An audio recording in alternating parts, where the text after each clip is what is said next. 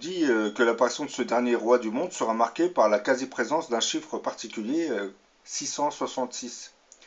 Vous aviez remarqué que la pyramide du Louvre était recouverte par 666 panneaux de verre. Un indice supplémentaire qui nous annonce la venue de cet antéchrist sur le sol de France. Dans le film dont vous venez de voir un extrait, c'est qui s'intitule Edge of Tomorrow, Tom Cruise est la victime d'un jour sans fin qui se répète indéfiniment. Il revit toujours la même scène mais doit apprendre à évoluer en fonction de ce qu'il avait appris dans la scène précédente. Et le film se termine sous la pyramide du Louvre. Le réalisateur du film avait-il choisi cette pyramide à cause du symbolisme de ces 666 panneaux de verre? Et probablement qu'il essayait de nous expliquer que l'Antéchrist va apparaître sur le territoire de France.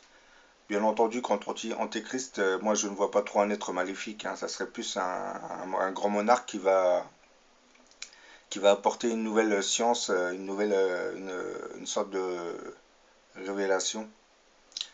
L'informatique qui est devenue la base même sur laquelle reposent toutes nos industries, du moins toutes nos sociétés industrialisées, était née avec l'avènement du premier ordinateur inventé par Steve Jobs et Steve Wozniak.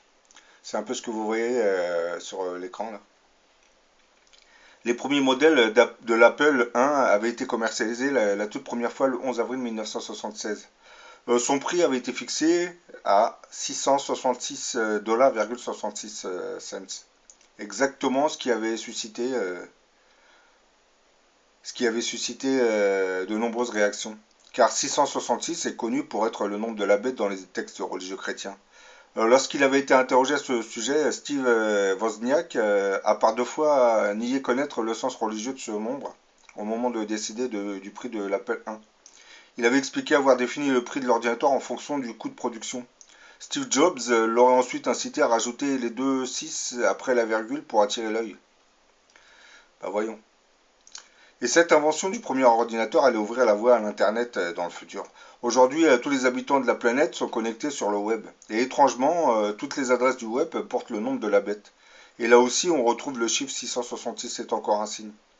Le World Wide Web, littéralement la toile d'araignée mondiale, est communément appelée le web. Parfois la toile ou le www. C'est un système hypertexte public en fonctionnant sur Internet et qui permet de consulter avec un navigateur Internet Explorer ou Mozilla des pages mises en ligne dans des sites. L'image de la toile vient des hyperliens qui lient les pages web entre elles. Le web n'est qu'une des applications de l'Internet avec le courrier électronique, la messagerie instantanée, etc. Le web a été inventé plusieurs années après l'Internet, mais c'est le web qui a rendu les médias grand public attentifs à Internet. Depuis, le web est fréquemment confondu avec Internet, hein, en particulier le mot toile est souvent utilisé dans le langage courant sans qu'il soit clair qu'il désigne le web ou Internet. Bah, en hébreu, chaque lettre de l'alphabet a une valeur numérique, hein. La valeur numérique de la lettre W est le 6. Donc, déduction logique, hein, www est égal à 666. Bah, effectivement, les adresses du web portent le nom de la bête. Ouais, c'est encore étrange. L'empreinte maléfique du diable sera aussi enregistrée dans le logo d'Apple, une pomme croquée. Un symbolisme que tous les religieux connaissent. Mais me direz-vous pourquoi la pomme d'Apple est-elle croquée? En fait, c'est un hommage à l'anglais Alan Turing, génial mathématicien qui, pendant la Seconde Guerre mondiale, avait réussi à décrypter le code secret des nazis, généré par leur fameuse machine Enigma. Sans ce Turing, les Alliés auraient probablement perdu la bataille de l'Atlantique et peut-être la guerre contre le nazisme. Turing était en fait un héros assez connu à l'époque. On considère qu'il avait inventé l'ordinateur et l'informatique. Le seul souci avec lui, c'est qu'il était gay. Et à l'époque, c'était un délit. La justice britannique le condamnera à la castration chimique. Officiellement, il fut inculpé d'indécence manifeste et de perversion sexuelle. Bah, désespéré et humilié, il préféra se suicider en 1954, à 42 ans, en mordant dans une pomme empoisonnée au cyanure comme Blanche-Neige, qu'il adorait. En créant Apple, Steve Jobs et Steve Wozniak lui rendirent cet hommage, hein. Leur pomme arc-en-ciel, signe du mouvement gay, porte la mortelle blessure, la mortelle morsure. Dans la Bible, on dit que le diable s'était transformé en serpent pour venir ramper dans le jardin d'Éden où se trouvaient Adam et Ève. Dans ce jardin, il y avait un arbre dont il ne fallait pas toucher aux fruits. Sous son déguisement de serpent, le diable rampera jusqu'à Ève et lui suggérera de manger une des pommes de l'arbre, ce qui aura comme conséquence le bâtissement d'Adam et Ève du Jardin d'Éden. Donc le logo d'Apple rendra en fait hommage à ce péché de l'humanité. Et toute cette pornographie que l'on retrouve sur la toile internet ne fait que confirmer tout cela. Et enfin, je terminerai par le fameux code barre, hein. Aujourd'hui, la quasi-totalité des biens de consommation dans le monde développé sont marqués au moyen d'un code barre. Dans ce code, chaque chiffre de 0 à 9 est représenté par une double barre. Or, trois doubles barres à gauche, au milieu et à droite sont toujours présentes, quel que soit le produit marqué. Elles sont souvent plus longues que les autres et leur chiffre associé n'est pas mentionné explicitement. Il est facile de trouver le chiffre manquant en examinant le code. La double barre fine représente le chiffre 6, ce qui donne un 6 au début, un 6 au milieu et un 6 à la fin des codes barres, ce qui donne 666. La Bible parle prophétiquement d'un système monétaire unifié où l'argent liquide a disparu et est remplacé par une marque 666. Si quelqu'un veut acheter ou vendre quelque chose, il doit porter une marque, soit le nom de la bête, soit le nombre correspondant à son nom. Ce nombre représente le nom d'un homme, c'est 666. Bah là, comme vous voyez, un autre monde nous prépare à la venue de l'Antéchrist, hein, puisque ce chiffre, on commence à le trouver un peu partout. Et là, je vais vous faire montrer une petite vidéo qui vous parle de ce petit chiffre 666. Petit, mais impressionnant, parce qu'il nous annonce l'arrivée de l'Antéchrist.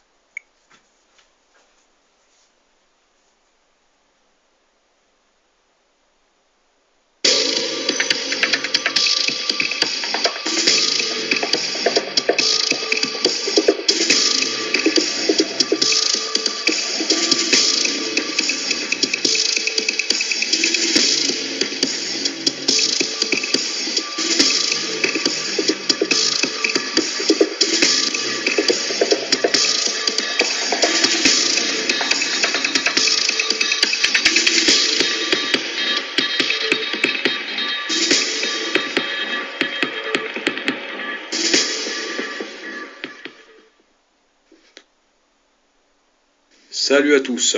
Dans cette vidéo aujourd'hui, j'aimerais vous parler du nombre 666. Je vais vous démontrer que ce nombre est non seulement plus que présent, mais surtout qu'il est en train de se répandre absolument partout. C'est hallucinant. Vous allez le voir au travers les logos, donc les nouveaux logos notamment, vous savez, qui remplacent les anciens, les spots publicitaires, les marques en tout genre, etc. Alors je ne sais pas ce qu'était ce nombre à l'origine, mais ce que je sais aujourd'hui, c'est que ce nombre est profondément diabolique.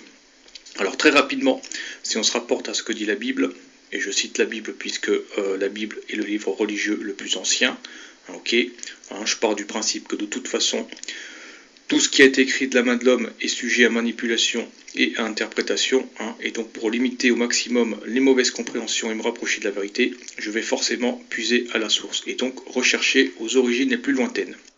Donc si je ne dis pas de bêtises, la Bible parle deux fois du nombre 666, une première fois dans Roi 1 chapitre 10 verset 14, qui parle du roi Salomon qui recevait chaque année 666 talents d'or, et une deuxième fois dans Apocalypse chapitre 13 où il est écrit, je cite, « Ainsi, personne ne pouvait acheter ni vendre sans avoir la marque, c'est-à-dire le nom de la bête ou le nombre de son nom.